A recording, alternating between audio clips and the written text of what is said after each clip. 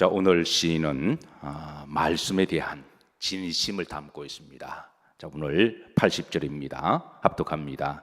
내 마음으로 주의 율례들에 완전하게 하사 그랬습니다. 시인은 하나님의 말씀 율례들을 어디서부터 시작하느냐? 마음으로부터 시작함을 고백합니다. 시인은 계속해서 기도합니다.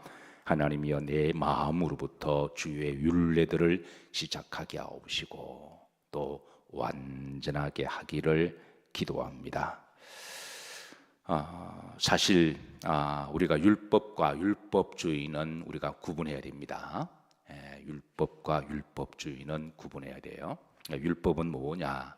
사실 우리가 많이 듣는 말씀이기는 하죠. 신앙생활 할 때 우리가 율법과 율법주의. 근데 율법은 뭐냐? 우리가 한문으로 말하면 이제 율은 바로 이제 법칙율이라고 이야기를 하죠. 그러니까 법칙율. 그리고 법은 잘 아시는 대로 법이라고 이야기하죠. 그러니까 한마디로 말하면 율법은 이제 법이다라고 말할 수가 있습니다. 이런 다른 말로 율법은 이제 말씀이다라고 우리가 그렇게 이제 한자로 그렇게 사용하기도 합니다.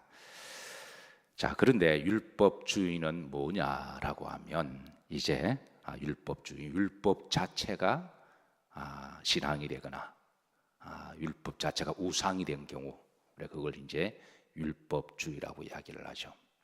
하나님 우리에게 율법, 곧 말씀, 하나님의 법을 주신 것은 그 율법을 우리가 마음으로 믿고 그리고 우리가 머리로 잘 깨닫고 하나님 주신 그 말씀이 무슨 뜻인지 첫 번째 마음으로 믿고, 두 번째 머리로 깨닫고, 세 번째는 그렇게 살려고 애를 쓰는 성도의 삶을 이야기하죠. 그래서 율법은 세 가지의 이 점진적 단계를 통해서 우리의 이제 하나님의 말씀으로 성취가 됩니다. 첫 번째는 어디서부터 믿고? 마음으로 믿고. 사실 마음으로 믿을 생각도 없으면서 율법 지상주의를 이야기하면 그 율법주의가 되는 거죠. 믿지도 않으면서 가령 예를 들어서 믿지도 않으면서 성경을 들고 다닌다. 그거는 성경 자체가 우상이 되는 거죠. 그리고 우리가 이거를 마음으로 믿어도 깨닫지 못하면 하나님의 마음으로 알 수가 없잖아요. 그러니까 하나님의 의도하신 바, 우리에게 주신 목적이 있으신데, 근데 깨닫지도 않고 그러면 이걸 이제 무시한 율법이 되는 거죠. 그리고 마음으로 믿고 이제 하나님 주신 지성으로 명철로 우리가 잘 깨달았다면, 우리 깨닫는 과정 중에는 우리가 명상도 필요하고 그리고 지식도 필요한 거죠. 어쨌든 말씀은 깨달아져야 됩니다. 오늘 들었던 찬송 중에 달고 오묘한 그 말씀이 달고 오묘한 것은 깨달아질 때 우리가 깨달음의 기쁨이 있는 거죠. 우리가 깨달음의 기쁨이 있습니다. 그리고 달기도 느껴지고요. 그 다음에 이제 목적은, 율법의 목적은 바로 우리의 삶이죠. 우리가 살아가는 삶의 양태, 그리고 행동하는 것, 그러니까 모든 것이 다 이제 삶으로 드러날 때, 이제 율법은 우리들에게 생명으로 인도합니다. 근데 율법주의는 뭐냐? 마음으로 믿을 생각도 없으면서 율법 하나님의 말씀 그러면 첫 번째로 문제가 되고, 두 번째는 말씀을 들어 깨달을 마음도 없습니다. 그냥 중요하게 여기지 않는 거죠. 그냥 깨달을 생각도 그냥 뭐 출석만 하면 천국 간다고 생각하는 거죠. 그냥 교회만 나오면 나는 교인이고 천국 간다. 이게 이제 율법주의의 두 번째, 깨달음 없는 무지한 신앙이라고 말할 수가 있습니다. 세 번째는 행할 생각도 없으면서, 율법의 목적은 우리가 내 삶에서 우리가 삶이 말씀이 되고 말씀이 나를 이끌어가고 우리가 말씀대로 살아갈 때에, 그때 이제 율법을 주신 말씀을 주신 목적이죠. 그런데 그렇게 살아가지도 않고 그냥 그렇게 하면 그게 율법주의가 되는데, 그래서 이제 주님은 율법과 율법주의를 구분해 주셨습니다. 다시 말씀으로 보십시다. 오늘 시인은 하나님이 우리에게 율법을 주시는데 이것을 이제 율법들에 완전하게 하사 이렇게 합니다. 완전은 뭐냐? 첫째, 율법의 시작은 어디로부터 시작한다고요? 마음으로부터. 그러니까 율법의 시작은 먼저 마음으로부터 내가 믿는 겁니다. 하나님의 말씀을 내가 믿고, 두 번째는 머리로 뭐하고 깨닫고, 그래서 시대마다 주의 종을 보내신 것이죠. 그리고 세 번째는 내 삶으로 행할 때, 이것을 이제 율법들에 뭐하게 하사 완전하게 하사. 율법을 완전 지킨다는 말이 아닙니다. 우리는 완전하게 다 지킬 수는 없어요. 그럼 지킬 필요가 없냐? 또 그것도 아닙니다. 완전하게 지킬 수는 없지만 지키려고 애를 쓰는 것, 그게 바로 진심이라고 하는 것이죠. 부족하지만 내가 지키려고 애를 쓰다 보면 이전보다 오늘이 더 나아지고 오늘보다 내일이 더 나아지면서 그렇게 점점 우리는 그리스도의 완전성에 닮아가는 것이고, 이런 과정을 신학적으로 sanctification, 성화라고 이야기를 합니다. 이게 이제 율법을 주신 목적입니다.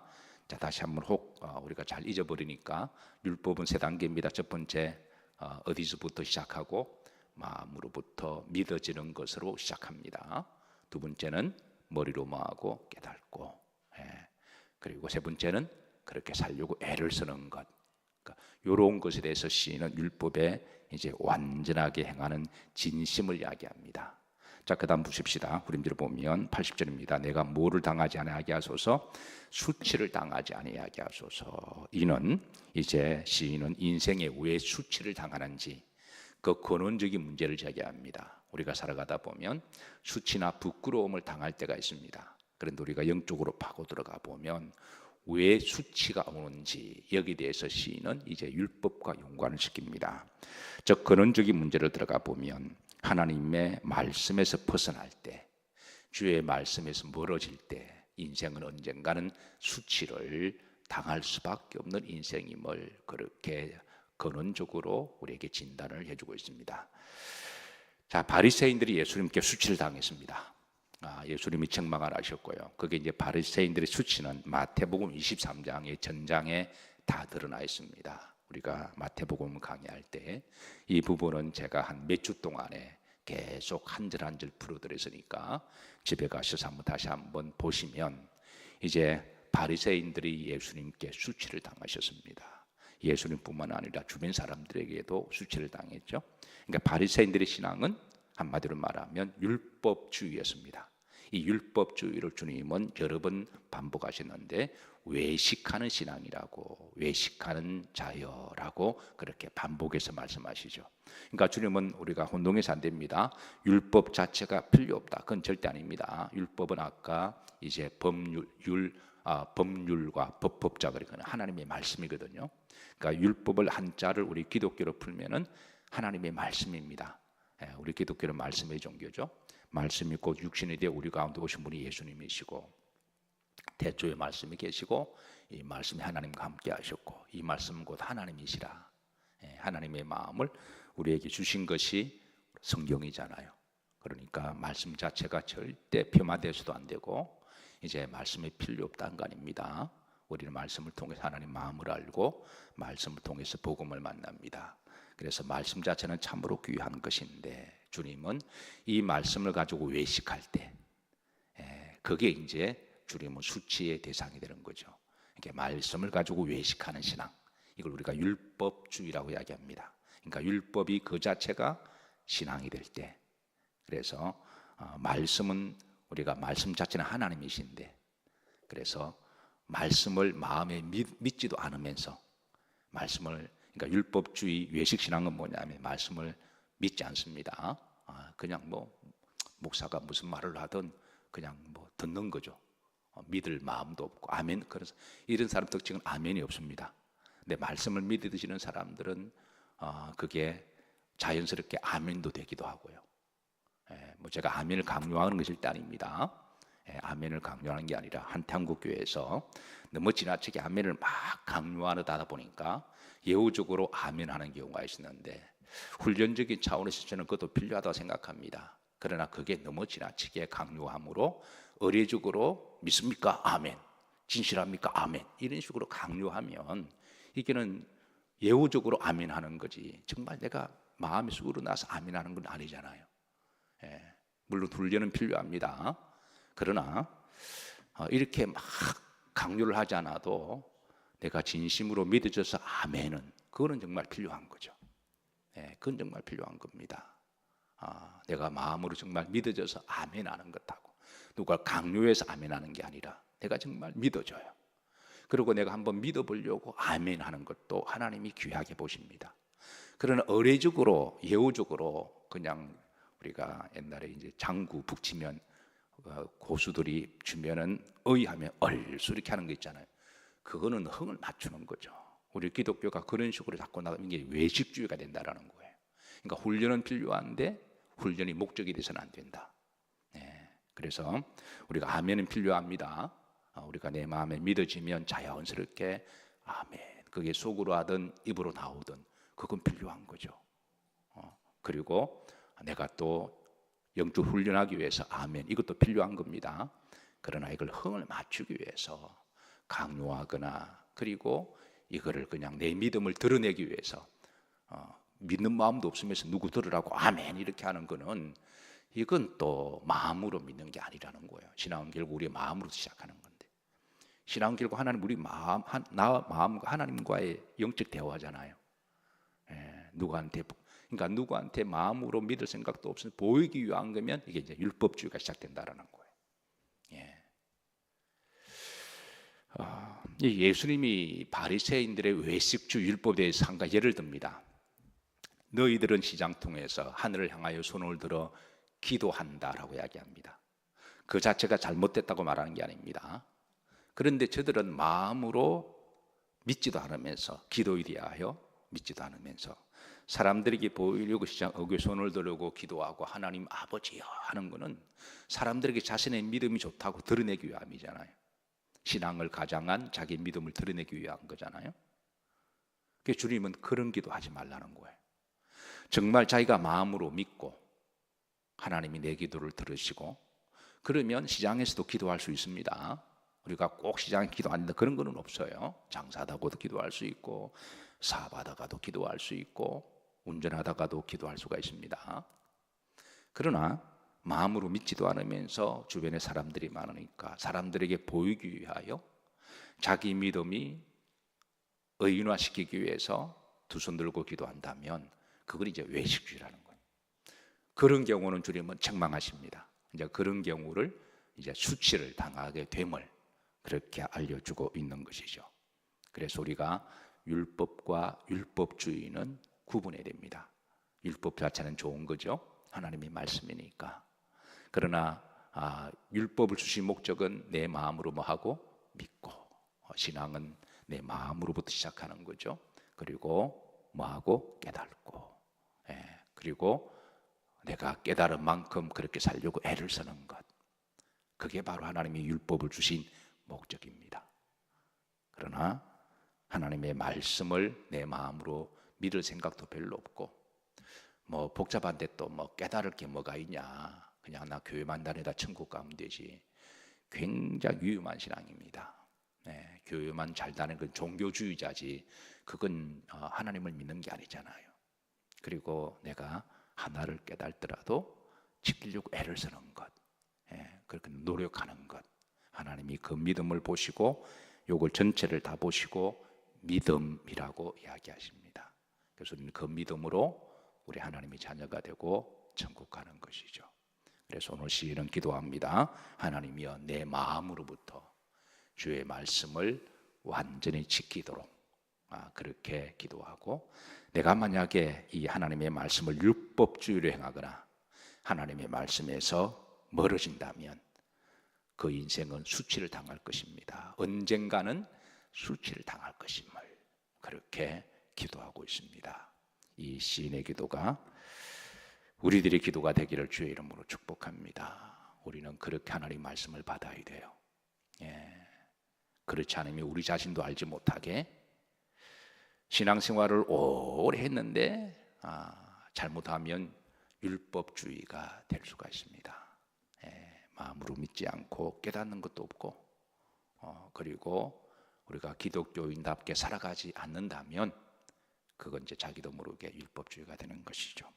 시편에 보면 하나님의 말씀을 마음으로 진심으로 삼았던 시인의 결과에 대해서 이렇게 전가합니다. 시편 1편 2절입니다. 오직 여호와 율법을 뭐하여 절고하여 그 율법을 주야로 많은도다 묵상하라. 이게 마음의 상태를 이야기하죠. 하나님의 말씀을 절고하고 기뻐하고 그리고 늘 묵상하고 그리고 그 뜻이 어디에 있을까? 하나님이 이렇게 말씀하신 뜻이 무엇일까라고 깨닫는 거죠. 그러면 3절입니다. 그는 시냇가에 심은 나무가 철을 따라 모를 맺으며 열매를 맺으며 그 잎사귀가 마르지 아니하며 같으니 그가 하는 모든 일에 형통하리로다 그랬습니다. 그래서 이제 나무가 철을 따라 열매를 맺듯이 영적으로 계속 우리가 자양분을 공급받아서 내 삶에서 철 따라 우리가 이제 하나님 자녀로 살아가면 하나님은 때를 따라 열매를 맺게 하시는 하나님임을 알려주고 있습니다. 자, 두 번째 81절에 보시면 이 시인은 하나님의 말씀에 대한 그 진심을 더 이제 점진적으로 고백합니다. 합독합니다. 나의 영혼이 주의 구원을 사모하기 피곤하오나 나는 주의 말씀을 많아이다 바라나이다. 어떻게 보면 역설의 강조인데요. 피곤하다. 우리가 말씀을 너무 사모하다 보니까 그 말씀이 피곤하다. 그리고 말씀을 바라본다. 이거는 일종의 영적인 상사병에 대한 역설의 언어입니다. 그러니까 하나님 말씀 자체가 내가 피곤하다. 율법주의가 되면 피곤한 거죠. 그러니까 신앙이 부담되고 짐이다. 그러면 율법주의가 된 거죠. 그러나 너무 사랑하기 때문에 상사병이 걸린 상태로 역설로 지금 고백하고 있습니다. 아가서에 보면 솔로몬이 술람미를 향하여 이렇게 내가 상사병이 났다라고 고백하는 부분이 있어요. 합독합니다. 예루살렘의 딸들아 너희에게 내가 부탁한다. 너희가 내 사랑한 자를 만나거든 내가 사랑함으로 병이 났다 하려무나 그랬습니다. 그러니까 이건 영적인 상사병을 이야기하죠. 시인은 하나님의 말씀을 너무 사랑해서 그 영혼을 늘 바라봄으로 내가 피곤하고 그리고 내가 주의 말씀을 바라봅니다. 이거는 그 마음의 진심으로 말씀에 대한 사모함과 기쁨을 그렇게 표현하고 있습니다. 사랑하는 성도 여러분, 주의 말씀이 여러분들에게 기쁨의 근원이 되기를 주의 이름으로 축복합니다. 우리가 한 시대를 살아가면서 하나님 우리들에게 여러 종류의 기쁨을 주십니다. 항상 기뻐하라 말씀하시고 하나님께서는 우리에게 희락의 영을 주시는 분이세요. 그리고 살아가면서 우리가 기쁨을 누리는 것 참 좋은 겁니다. 우리가 먹는 기쁨도 있고요.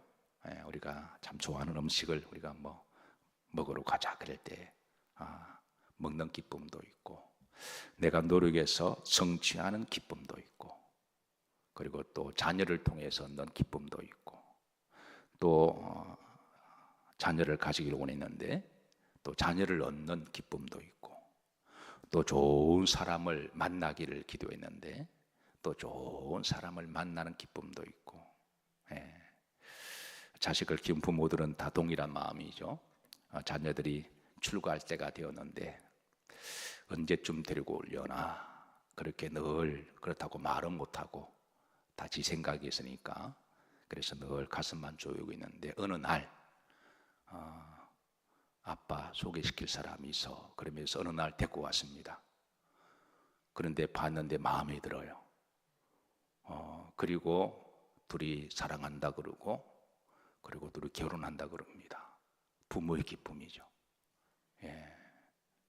그래서 우리가 살아가면서 여러 종류의 기쁨이 있습니다. 건강도 기쁨이고 병도 고침받았다 기쁨이고 하나님 우리의 기쁨을 주신 하나님이신데 그런데 그 기쁨들 중에 여러분들에게 말씀의 기쁨이 있으시기를 주의 이름으로 축복합니다. 기쁨들 중에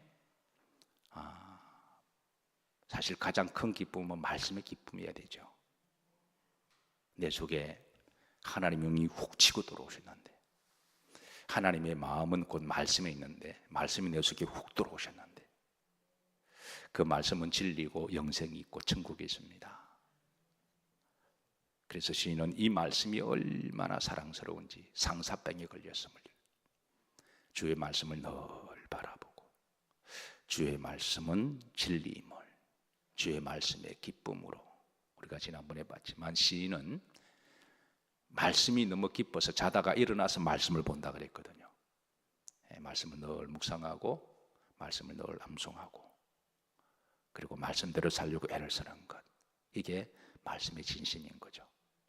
말씀을 정리합니다. 오늘 시인은 말씀의 진심을 내가 마음으로부터 하나님 말씀을 믿고 그리고 그 말씀을 내가 깨닫고 그리고 그 말씀대로 내가 살려고 애를 쓰는 것.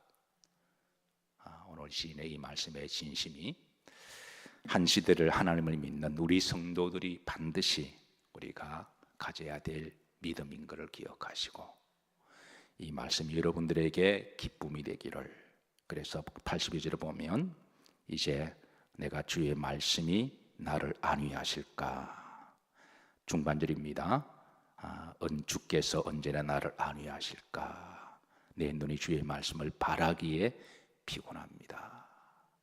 너무 이렇게 말씀을 집중적으로 깊이 사모해서 영적인 상사병을 표현하면서 주의 말씀이 나에게 안위가 되고 힘이 되고 위로가 되고 소망이 됨을 그렇게 고백하는 이 말씀의 교제가 여러분의 심령 가운데 영원토록 함께 하시기를 주의 이름으로 축복합니다. 자, 200장